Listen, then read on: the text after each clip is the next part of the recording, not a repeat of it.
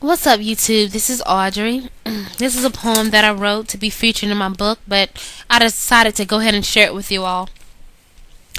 I wrote it because a friend of mine, a very close friend, finally told me that she was being abused by her boyfriend.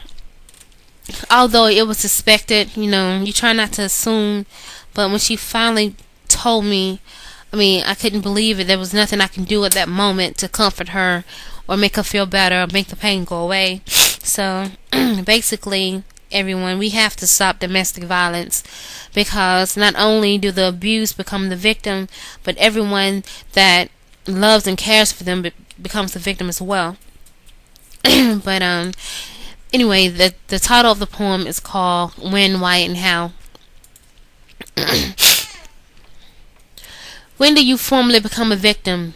Is it when he first raises his hand or when he first raises his voice? Some women have a choice, but yet they still stay and live to be beaten and struck another day because abuse can be mental, physical, or the two. Psychologically, it tears you down, making you feel less, making you feel as if this is your fault. Exactly what do you do to make him raise his hand and be forgiven for striking you?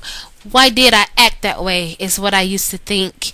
It has to be my fault that puts him on the brink of insanity. He loves me, is what I'm taught, and he reminds me of his apologies with things that he's bought.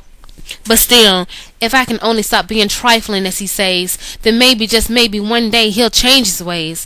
I know he gets mad and needs to find a way out, so why do I feel so bad and scared when he begins to scream and shout? Is this really how I want to live?